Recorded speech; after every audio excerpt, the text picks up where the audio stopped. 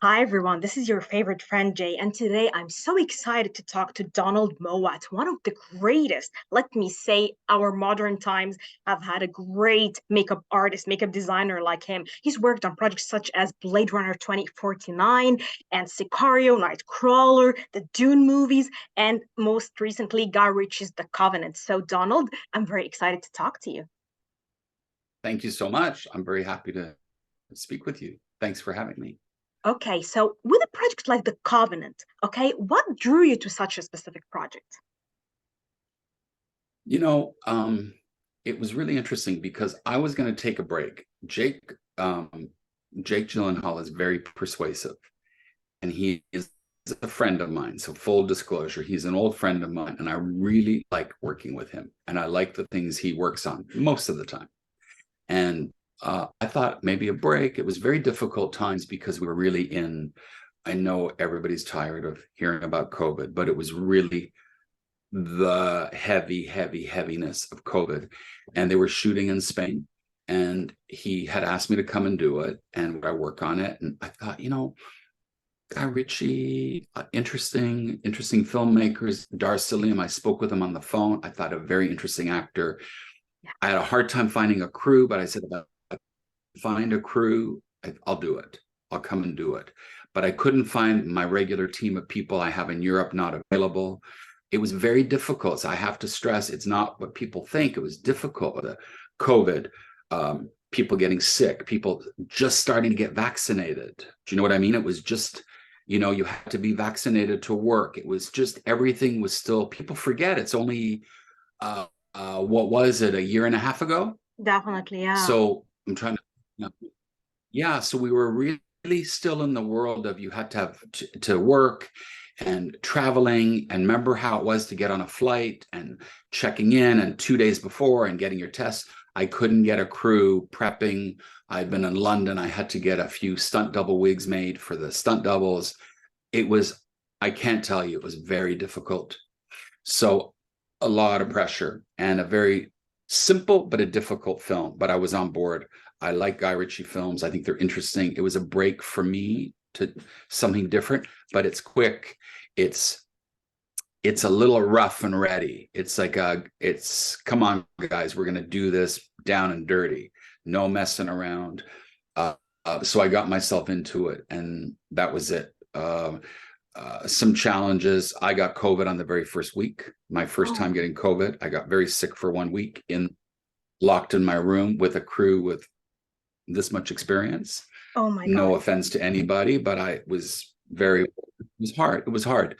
But we simplified everything. And I know that Guy is really he knows what he wants. So we kept most of the makeup and everything simple because it had to be 10-hour days, COVID restrictions, everything. So it was, for me, it worked really well. Jake is a pro. Dar Salim, incredible actor. So that's how it was.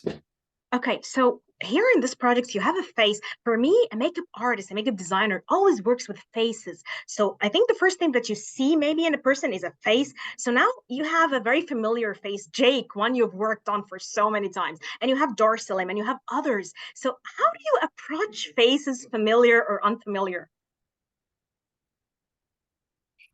That's such a great question. I think sometimes you have to, okay, well, it's a great question because sometimes people overdo. For me, I think everything is different. Sometimes you can do something different. When I did, for instance, Jake and Stronger, which is one of my favorite films with him, we went very different, made a very different look. But you can't do that all the time because eventually the audience know what you're doing. The audience become aware. It's a little bit of a gimmick Yeah, to me. You know what I mean? It's a bit yeah, of a gimmick, not a yeah. trick. I don't want to say that, but it becomes a disguise, if you will. Sometimes it's you can bring in an amazing, you could do prosthetics and do a tremendous transformation. And that's another thing, but that's also something that people know. Oh, under that is that person. But that's not what I do.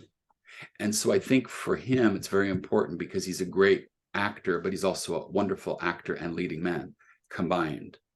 And I think that's the beauty. He's a very watchable face. And Dar Salim, I think, because originally we did talk about Dar Salim having a history of having burns on his face or his head or something. And I think Guy eliminated that. And I think he made a great choice because, one, we only had 10-hour days. We were working 5 days a week in Spain on location, 10 hours. That was it. We never went over. We worked mostly daylight, and the guys were in and out of the makeup hair trailer, half hour tops all the time. No changes. We never went back to the makeup trailer. We stayed on the set. We had lunch. That's it. Yeah. No fussing. Right. So if we had done this burn, I had my makeup effects, the co-designers who work with me a lot in Sweden, make some burn pieces. We tried it, but guys, like, I can't, because if we have to wait even 15, 20, 25 minutes, we're not going to make our days. So we eliminated that. So I think straightforward. Jake, same thing. We did a couple things for when he's injured to make it believable and just enough, but not to take over. Does that make sense? Definitely. Whereas something like Stronger, the whole premise of the film was about amputation. And I think it was the way to go. I think it really was. But he's so familiar to me that I kind of know what he'll want, not want, and how to keep moving. And other times you can get caught, and a lot of people will get caught in something and go, why did we do this? It took over the whole film. Or you watch a film and you get caught with one thing and go, why did we do this? Definitely. So I think we made the right plus. COVID first week, everybody ended up with COVID on the film at one point or another. And it was quick. It was 7-8 weeks. Yeah. Wow. And it turned out beautifully. So I can just, from your words, it feels like this was such a hectic film. But I want to ask, which was the most challenging aspect as a makeup designer, like on a movie like this, with all the restrictions, with all the hardships, with at the same time, the characters that you're working on and how you want to present them? I think there was a couple with some of our supporting people like Christian and a couple. I wish there were a couple of times I wished could have done a few things. We had a few, like, there's one or two guys. I think you would try to do a bit more. But again, you have to remember, like, we can never come back and do this. I had a couple of doubles, I had wigs made for doubles for Jake. We found great double for Dar, so we weren't having to deal with, doing a bald head or a bald cap, because that would take time. Some facial hair. We did double Jake a couple of times with the guy and that was even that. It's like, we got to shoot. We got to be ready at sunrise.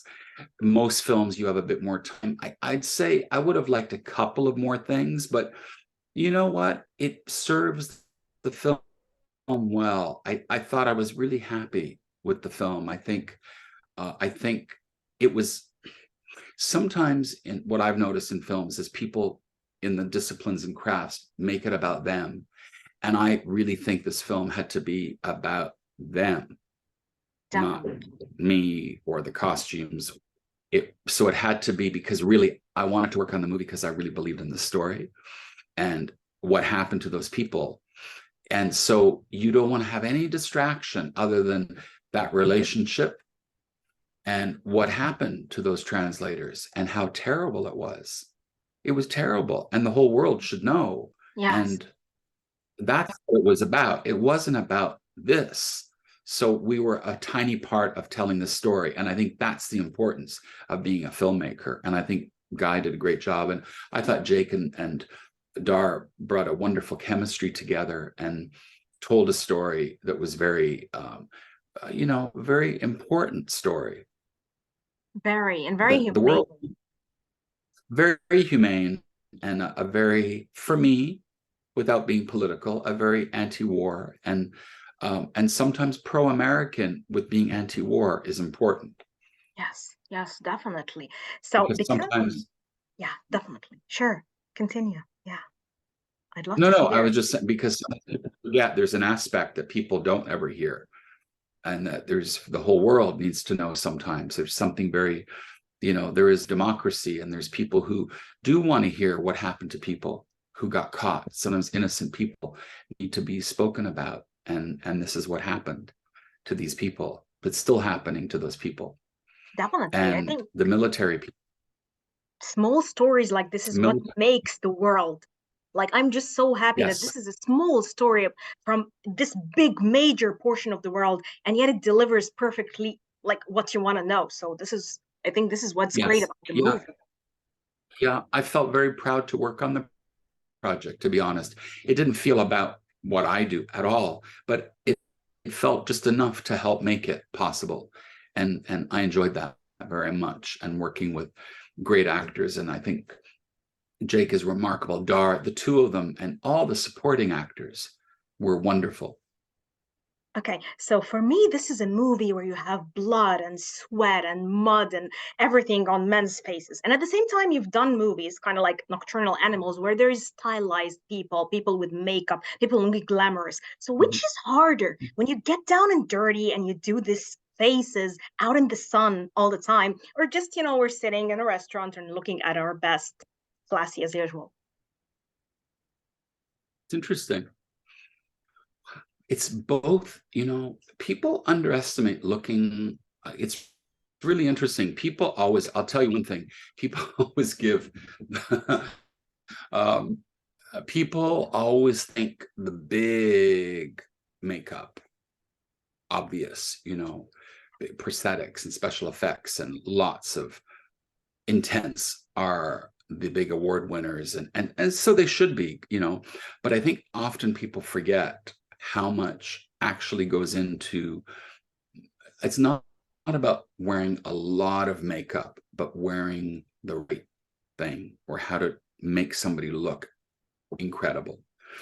And I think people misunderstand the difference of doing beautiful makeup, correct makeup, or period makeup, or things like that that are really beautifully done, that are accurate. There's a big difference. There's a big difference. Or recreating the beautiful prosthetic work, or people, colleagues, like Kazu or Lube Larson, or Bill Corso, people who do um, beautiful work. Mark Coulier, a Pinocchio work. That's a style. It's like saying certain styles of acting, but sometimes under the radar work. The same way in acting, Okay. subtle is very difficult. Hair, makeup, that's really, you don't see what goes in it, is really difficult. And I say that with acting. It's like big makeup, big acting are, subtle, very difficult. You don't always know. And then people see them and, oh, I didn't know that. I didn't know they had a nose. I didn't know you did this. Or they see people before the makeup or after the makeup, or that they were wearing a hairpiece, or they had something. And I love that. And I know it's become a bit cliche because everyone says, oh, that would, but that is part of the craft and the discipline of doing the work. And covering tattoos is very difficult. Aging is one of the hardest things. And you have people who do beautiful work that don't ever get recognition, who've done some incredible work over the years. Audiences don't realize, even people in the industry don't always realize. So it's hard for me to answer. Nocturnal Animals is a great example because so much of it's based in fashion. And I loved working under Tom Ford's directorship because he has such a great eye. But on one hand, you would do a beautiful corrective makeup on Isla Fisher or Amy Adams or one of the men. And then on the other hand, you would create the wounds or something on Jake, or the eye, towards the end. But both were equally challenging, if that Definitely. makes, and Totally, so totally yeah, makes sense. Aaron Taylor Johnson, that took some time to figure that out. Michael Shannon, a great actor, but it took time to work those looks out. But I would say maybe more thought into making people look not like themselves, or not quite as spiffy, than than to do beautiful. But Elaine offers, or people who do beautiful, clean, beautiful makeups, I think are undervalued in our industry sometimes. And then the world of red carpet, people think that does not transfer into film. So to do film beauty makeup is not the same as red carpet makeup. People It's not the same. You can't do all that crazy eyebrow stuff and big crazy lashes. That does not work on film. Yes, It doesn't. totally, Thanks. totally. Just saying. Yes. Yeah. Okay, so one last question. I heard you say, I love working on movies that I'd love to see. Do you really feel that The Covenant answers this question or gives this statement? I do. I really do, because it's a film I would watch. It really is. It's something I would watch because I mean, I'm not, I'm not an expert and I can't get into the politics of it, but I am a news junkie. I watch the world. I try to be responsible to see what's going on, whether it's BBC or, different news outlets. I'm not going to say different ones, in America, in Canada, where I was raised. Here in the US, I get up in the morning here I am today. I was up at 4 o'clock. I put different LA stations on. I want to know what's going on in the world. So it matters to me. So I do watch films that are current. I tried to. And so it's important. Did they tell a story? Was it, do they dramatize a story? Of course it's dramatized. I also watch documentaries. So for me, a lot of the work I do, but you could say even Blade Runner 2049, the work I did was based in reality. I think of the work is based in reality or based a little bit in fashion.